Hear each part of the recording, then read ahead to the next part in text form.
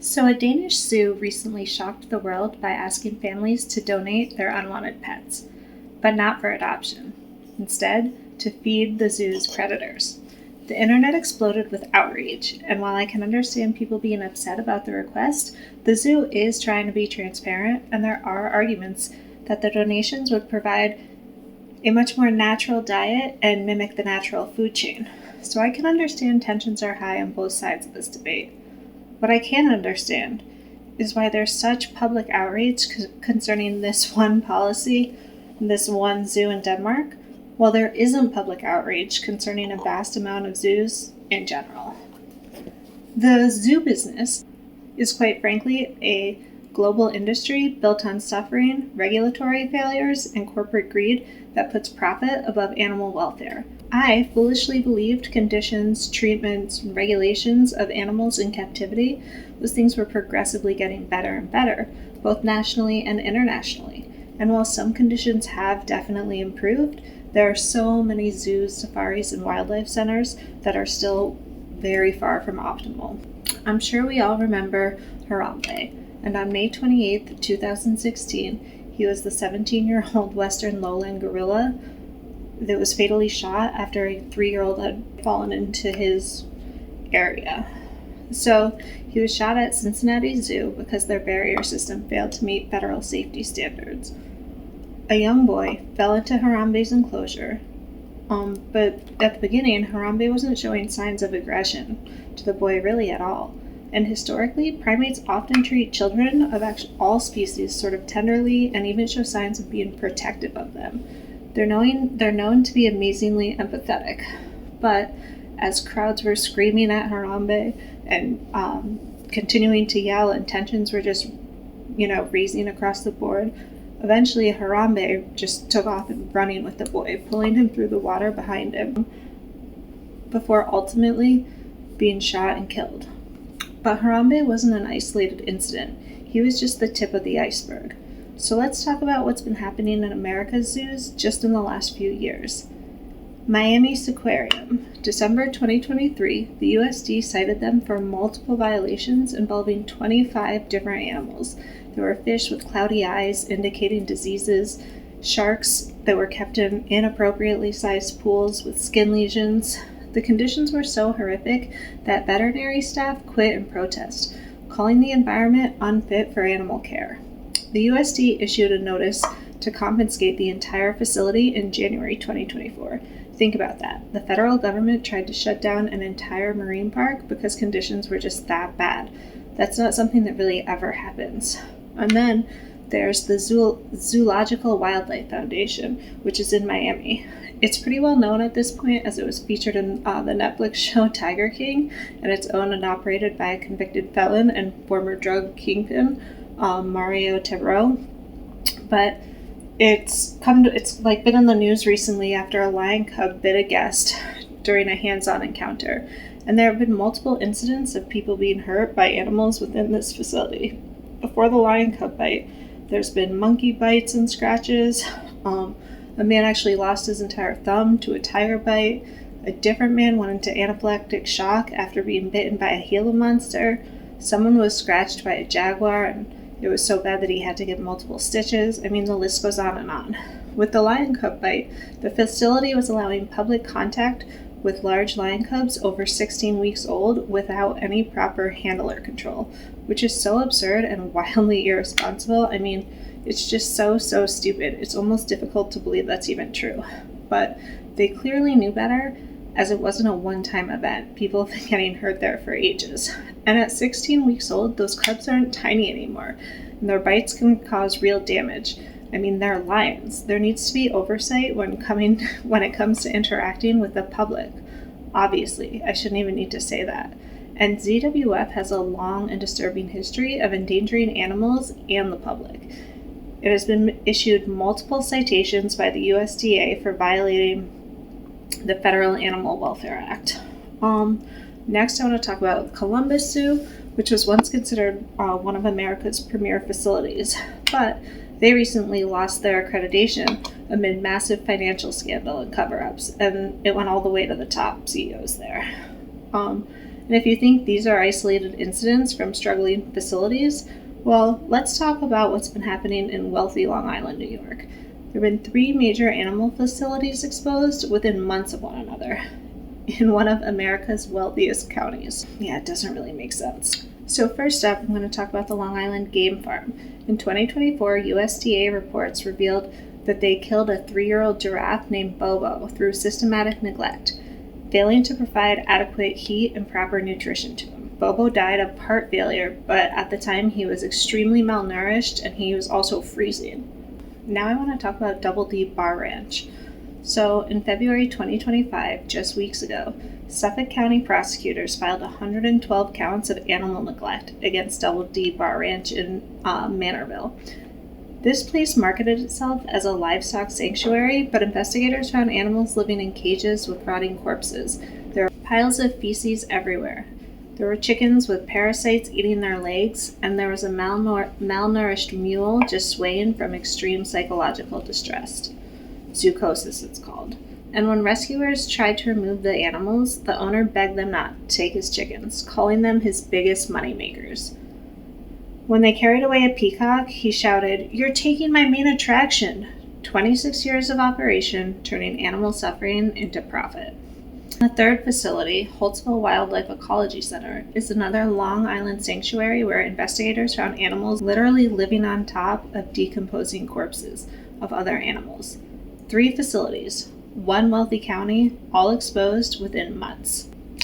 This isn't rural poverty or lack of resources. This is happening 60 miles from Manhattan in multi-million dollar neighborhoods. If systematic animal abuse can flourish this close to Wall Street, then it could happen anywhere, and it probably is kind of happening everywhere. Okay, let's move west now and talk about Oregon Game Park Safari. It was a roadside zoo that marketed itself as America's largest wild animal petting park, but what authorities discovered there in 2024, it's horrific. For nearly a decade, USDA inspectors documented a pattern of systematic neglect. Animals were disappearing without documentation. There were no records of sales, no death certificates, there was nothing. Inspectors found a dead tiger rotting in a freezer. There were storage containers meant for animal feed that contained nothing but a single dead rat. Ugh. Despite years of violations dating all the way back to 2015, the lack of daily health checks, the poor communication about sick animals, and the fact that it was a facility that just failed to meet basic standards, the USDA issued only warnings. But even a formal federal warning in March 2023 didn't shut them down. By December 2024, the situation had reached peak insanity. There was 1 staff member who was supposedly caring for over 300 animals, and a former employee revealed the daily reality. Pretty much every single day, there was either an animal born dead or an animal that was dying, is what he reported. And when state, local, and federal authorities finally raided the facility, they rescued 310 animals, relocating nearly every single one to accredited sanctuaries. 3 animals, though, were so sick that they had to be euthanized immediately, and not one of those 310 animals could be returned to the wild because of the terrible psychological and physical damage that they'd suffered from all the years of neglect there. But here's where the story goes from animal abuse to, drug den story or something. So inside the owner's residence, there was a building he called White Castle, and police found 80 grams of methamphetamine hidden in a protein powder jug. There was drug manufacturing equipment. There was 44 firearms, including 1 illegally modified into a machine gun, and in a concrete vault with a metal door, there was $1.6 million in cash, cashier's checks, bonds, and certificates. This wasn't just a failed zoo. It was seemingly a criminal enterprise using animal suffering as a front. For nearly 10 years, families had been bringing their children to pet animals there, while a drug operation ran in the background. The animals were just props in a larger criminal conspiracy. Oregon Game Park Safari represents everything wrong with America's broken zoo oversight system. Years of documented violations, formal warnings, and obvious suffering, yet it took a decade before authorities finally acted. How many animals died while bureaucrats filed paperwork? Next, let's travel to the Great White North and talk about their dark secret. once I started researching, I discovered something that I found really shocking.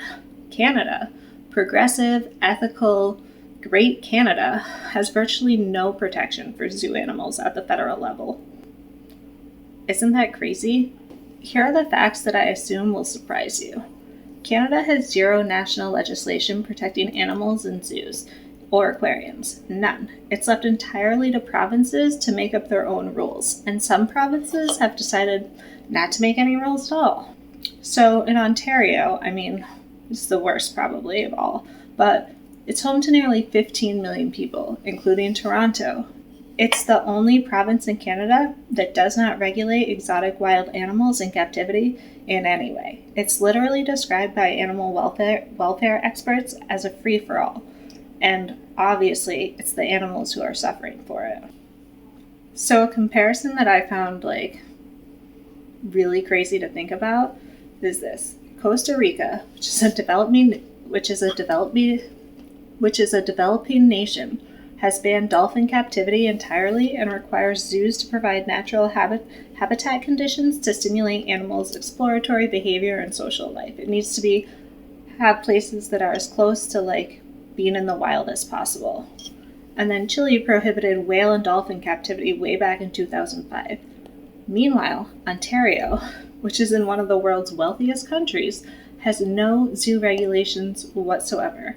A roadside zoo in wealthy Canada can operate with fewer protections than facilities in developing Latin American countries. I reached out to Canadian animal welfare organizations, and what they told me was horrifying. With no inspections, no standards, and no accountability, there's no way to know what's happening behind closed doors at facilities all across the country. It's not just Ontario. Sorry, I hadn't realized how dark it was getting, so I turned on some lights and moved my camera a bit. Whatever. Anyway, if you think North America is bad, wait until you see what's happening around the world. I'm sure you have an idea already how bad it is, but reports indicate Indonesia is the world's worst. Indonesia hosts what animal welfare experts call some of the worst zoos in the world. Bandung Zoo went viral when footage emerged of sun bears in horrific conditions, and experts say this isn't even close to the worst facility in the country. The criticism is so severe that Indonesian zoos are regularly featured in international media as cautionary tales of what happens when profit comes before animal welfare. The footage of these elephants is heartbreaking. Same with bears, tigers, all of it. It's awful. And then Thailand's captive animal industry is built on exploitation. From circus-style elephant performances to tiger temples where tourists pay to pose with drugged big cats, the entire system prioritizes tourist dollars over animal lives, and it's crystal clear when you look at these facilities. And China should be referred to as the regulatory wasteland, because China currently has no nationwide laws that explicitly prohibit the mistreatment of animals. None at all. Despite having some of the world's largest zoos and millions of captive animals, there are virtually no protections for those animals. The World Animal Protection Index ranks countries on their animal welfare laws. Want to guess where China ranks? Yeah, they're in the bottom tier, dead last, grade G, alongside countries with virtually no animal protections at all. America and Canada both got Ds, so obviously not great either. According to the World Animal Protection Index, out of 50 countries ranked for animal welfare legislation, only 5 countries achieved grade A or B. 23 countries fell into the bottom 2 grades, F and G. This means nearly half the world's major economies have little to no animal protection. It's insane. It's so maddening. You have to ask yourself, how does this global industry get away with it? It's simple. Money talks louder than the well-being of animals. The global zoo industry is worth billions of dollars annually. In the US alone, zoos attract over 700 million visitors per year. That's more than all major professional sports combined. That's a lot of ticket sales, concession revenue, and gift shop profits. Major corporations run multiple facilities across different countries. They're often moving animals between locations based on profitability rather than on animal welfare. When regulations are weak or, in a lot of cases, non-existent, these companies can maximize profits while minimizing care costs, minimizing, the food that they're feeding these animals, minimizing heat, all of it. Industry groups like the Association of Zoos and Aquariums, AZA, in the United States, and the European Association of Zoos and Aquaria, EAZA, provide accreditation. But here's the catch. Membership is completely voluntary, and accreditation can be revoked without shutting down facilities. So what's even the point of having the system? Remember Columbus Zoo? Well, they operated for months after losing accreditation. And Miami Seaquarium, they never had AZA accreditation to begin with. Thousands of facilities worldwide operate completely outside any oversight system. Even where inspections exist, they're often so inadequate. USDA inspections in the US typically last just a few hours and happen only once or twice per year. Inspectors can't possibly catch systematic abuse or chronic neglect in such brief visits so infrequently. And that's just talking about countries with inspection systems. Remember, most of the world has no inspections at all. So behind every statistic is an individual animal just suffering in silence. So let's talk about some of them. I'm sure all of you remember Tilikum's legacy. Tilikum, who was the orca featured in Blackfish, spent 33 years in captivity after being captured from the wild as a young orca. He had to undergo forced breeding, artificial insemination, and years of solitary confinement. And here's what's most tragic about Tilikum's story. Wild orcas have never killed a human being, not once and not in the wild. These intelligent social creatures avoid conflict with humans in their natural habitat. But in captivity, Tilikum killed 3 people. The psychological trauma of confinement turned a naturally peaceful species into a killer. And after killing 3 people, Tilikum wasn't euthanized. He was kept for breeding to create more captive orcas for SeaWorld's profit. The industry very clearly valued his genetics and the profits he made more than human or animal welfare. Tilikum died in 2017, but he died of a bacterial lung infection, a condition virtually unknown in wild orcas who breathe clean ocean air and dive in pristine waters. Instead, he spent decades breathing chlorinated pool fumes in a concrete tank. It was much too small. The theme of unnecessary deaths continue. Tilikum's death was caused by the very captivity that drove him to kill 3 human beings. Sadly, his story still continues at facilities worldwide, where marine mammals are still forced to perform tricks for food and live miserable, unnatural lives. Lonely, bored. How could anybody think that this makes sense? Keeping whales, dolphins, sharks in swimming pools forever. Orcas are such smart, beautiful creatures. I don't understand how it's not criminal to have them in captivity. It's 2025, for God's sake. Who in their right mind could think that it's fair to have an orca trapped in a pool forever? It makes me so mad. We're going to move on, though. So let's talk about Tatiana, a 4-year-old Siberian tiger who was at San Francisco Zoo. On Christmas Day 2007, she escaped from her enclosure and killed 17-year-old Carlos Souza Jr. She then mauled 2 other young men before being fatally shot by police. But here's what the zoos tried to hide. Investigations revealed that the 3 men had been throwing objects at Tatiana, likely provoking her. This 350-pound tiger was already psychologically damaged by years in captivity, and she finally snapped. She had attacked a gatekeeper the year before, which was a clear warning sign, and it was just ignored by management. After Tatiana's death, investigators discovered her enclosure walls were 4 feet shorter than recommended. There were standards, but it wasn't criminal to not follow those standards, what's the even point of having standards? The zoo knew their barriers were inadequate, but kept her there anyway. Tatiana didn't die because she was a dangerous animal. She died because humans tormented her past her breaking point. Then, Humans killed her for reacting exactly as a stressed, captive predator would react in that situation. A young man lost his life, and 2 others were permanently scarred. Tatiana was executed, and all because the zoo prioritized profit over proper enclosures and allowed visitors to harass a suffering animal. Next, we're going to talk about Maggie, Alaska's loneliest prisoner. So, let's get into it. Maggie was an African elephant who spent 24 years in Alaska, which is possibly the most inappropriate place on Earth for an elephant, if you think about it. She was captured in Zimbabwe in 1981. She likely watched her entire family be slaughtered during a cull before being shipped to the Alaska Zoo as just a baby.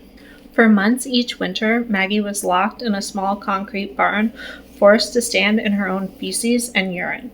The same deadly conditions that killed her roommate, Annabelle, from foot infections in 1997. After Annabelle died, Maggie spent 10 years completely alone, a highly social animal in total isolation. This, really seemed to break her psyche. She just seemed depressed. She was injured often. Her entire life there, it's awful to think about.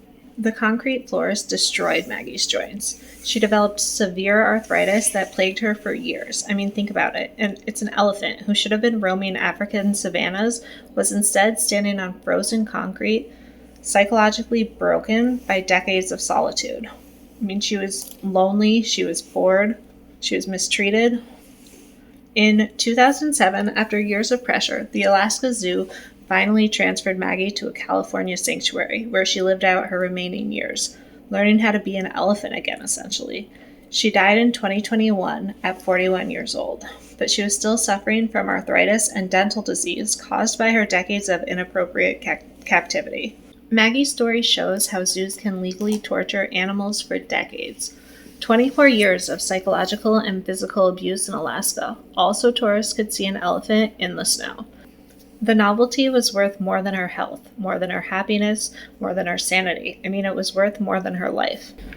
Lastly, I want to discuss the heartbreaking case of Travis. This is a clear case of when captivity creates a monster. Travis was a 14-year-old chimpanzee that had been kept as a house pet in Connecticut. He was adopted as a baby by Sandy and Jerry Harold, and they loved him. They trained him, he slept in their bed with them. Their grandchild taught him how to ride a tricycle. He was quite literally a local town celebrity. He went out to local restaurants, was sitting at their table, and was eating regular human food, including filet mignon and other delicacies. He was living the high life. His owners really loved him and thought of him as their son. Travis got to enjoy living the life. He enjoyed a glass of wine every night with Jerry. Sandy and Jerry taught him how to use the bathroom, how to make his own food, even how to drive. Police officers often recall seeing Travis in the passenger seat of his family vehicle with a huge smile on his face, waving and doing other little things to get attention and to make people smile and laugh. But sadly, in 2004, Jerry Harold lost his fight with cancer, and Travis became very noticeably depressed. He was acting despondent and heartbroken, just as Sandy was. Before Jerry's death, he tried to urge Sandy to make arrangements for Travis after his death, because he knew that as Travis was getting older, he was becoming more than Sandy would be able to handle on her own. But after Jerry's death, Travis was nearly 6 years old and 200 pounds, virtually a fully grown adult male chimpanzee, and his life in the wild would have been vastly different than his life as a house pet.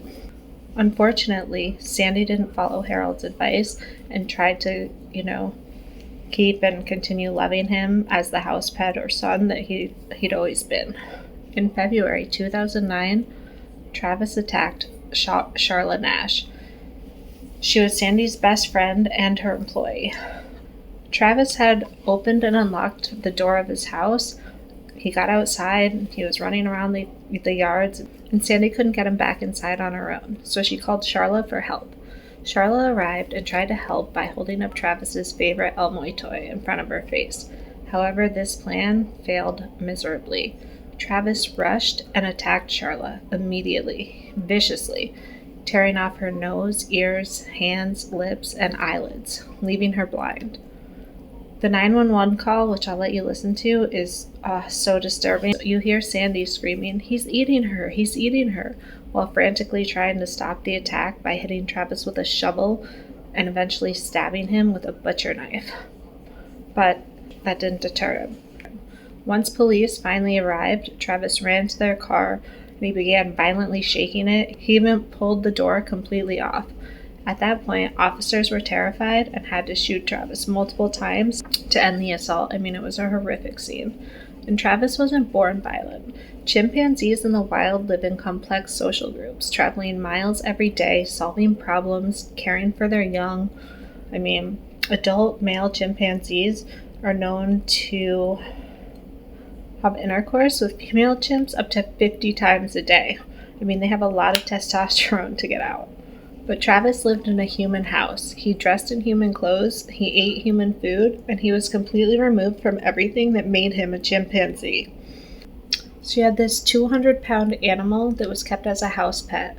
Imagine the psychological damage of being neither human nor allowed to be its true species. The attack wasn't Travis being wild. It was Travis finally snapping under the pressure of decades of captivity that denied his very nature. Charlotte Nash somehow miraculously survived, but she will never recover. Travis is dead, all because humans decided a wild chimpanzee should be their pet, their entertainment, their child. He's not human. He wasn't a human baby. He couldn't be their child. I mean, it was a heartbreaking case for everybody involved, but clearly there's two people who are very at fault. Former zoo employees regularly speak out about conditions that they've witnessed. Animals being kept in isolation for years, sick animals denied veterinary care to save money, breeding programs that prioritize rare genetics over animal welfare, staff being instructed to hide problems from inspections, staff cutting food amounts to help save money. Internal documents from various facilities show a pattern. When animals die from preventable causes, facilities often blame natural causes or genetic issues rather than acknowledging systematic problems. Zoochosis, which is repetitive, purposeless behaviors caused by psychological distress, is documented at facilities worldwide. Animals pace, they rock, they self-mutilate, and these behaviors are virtually never seen in wild populations. Yet many facilities present these behaviors as natural or even entertaining to visitors who don't know any better. This video isn't meant to be purely depressing. There are solutions, and there are definitely facilities doing things right now. True accredited sanctuaries focus on not breeding unless for species survival. No public interactions that stresses animals. They're spacious. They have animals in species-appropriate habitats. They have transparent operations, and they have regular third-party inspections. They're education-focused on conservation, not on entertainment.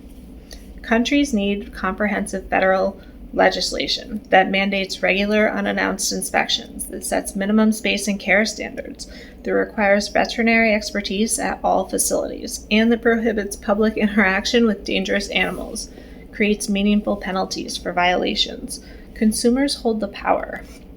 I mean, the most powerful force for change is you, it's me, it's all of us. Every ticket that you buy is a vote for the kind of facility that you want to support. So, research before you visit. Is the facility accredited by legitimate organizations? Do they participate in genuine conservation efforts? Are animal interactions limited and stress-free? Is education prioritized over entertainment? So while the world was focused on a Danish zoo's controversial feeding program, there's been thousands of animals just continuing to suffer in facilities with no oversight, no accountability, and really no hope for improvement. From Canada's regulatory void to Indonesia's horror shows, from corporate greed to government neglect, this industry has failed the animals it claims to protect. The Danish zoo controversy will fade from social media in a few days, and in my opinion, I think it should. But the systematic abuse that we've talked about today will continue until we demand better. The question really isn't whether that Danish zoo should accept pet donations as free meals. I mean, I think a better question is, why are we still supporting an industry that prioritizes profit over the welfare of the most vulnerable creatures on Earth? So if you're, in the market to buy a ticket, you can at least research a little bit where you're going if you don't know already. Thanks for watching. I hope you subscribe if you enjoyed this video. Let me know in the comments what you think about zoos, if you think that they're really valuable to have for educational purposes, or you think the good outweighs the bad. If you've had any experiences, at zoos that you think are worthwhile to talk about, please let me know in the comments. Otherwise, as always, thanks for watching. I'm Caroline. This is Hidden Headlines, and I'll see y'all soon, okay? Bye.